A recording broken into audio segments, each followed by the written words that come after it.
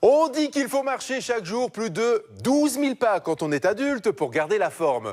Mais si vous n'avez pas envie de mettre un pied devant l'autre, je vous propose pour commencer cette émission de tester le bubble soccer. C'est du foot sous bulle. On retrouve notre correspondant permanent en Nouvelle-Zélande, oui, on a ça chez ICOM, Quentin Keppens.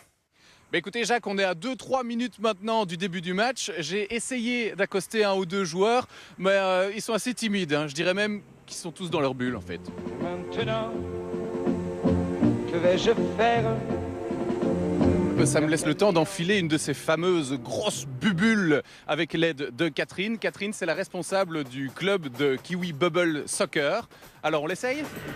Ok, alors vous placez la bulle comme ça, de façon à ce que l'entrée soit face à vous.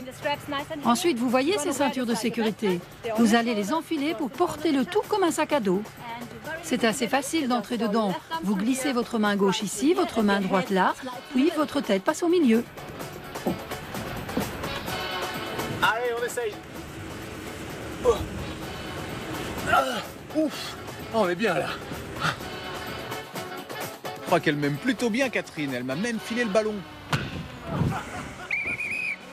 Wow, stop les gars, le match n'a pas encore commencé. Y'a quelqu'un? Help me. Please. Help me.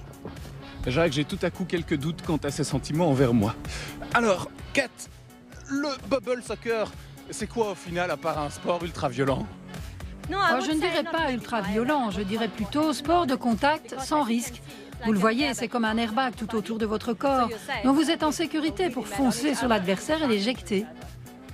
À l'origine, c'est un sport scandinave. Il a été développé par les gérants d'un magasin de sport. Pour eux, c'était juste pour rigoler. D'ailleurs, ça n'a jamais vraiment fait un tabac en Europe. Mais ici, en Nouvelle-Zélande, on prend ce sport très au sérieux. C'est sûr, pas de problème, vous inquiétez pas. Mon œil, ouais, il y a sûrement une faille là-dessous. Allez, on va tester.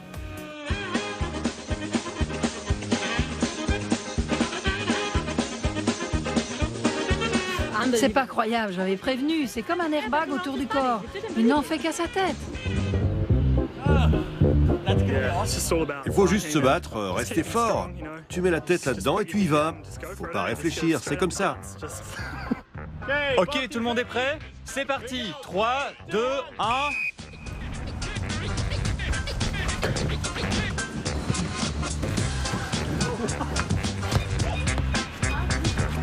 En tout cas, moi, ce que je vois, c'est une belle foire. Je me demande bien comment on arbitre un match pareil. Les règles ne sont pas très différentes du foot normal. Vu que les goals sont plus petits, on demande juste de ne pas rester devant avec sa bulle pour ne pas tout bloquer. Sinon, ce sont toutes les mêmes règles que le foot classique.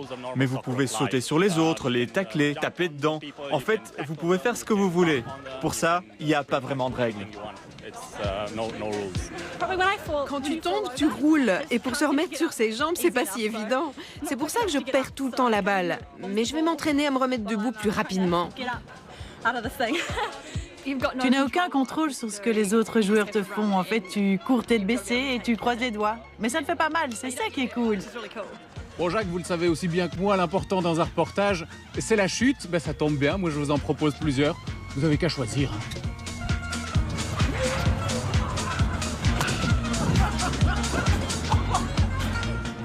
C'était une toute belle chute ça, mais pour sa famille ici en Belgique, j'ajoute quand même que Quentin va bien, il a juste un petit peu mal partout.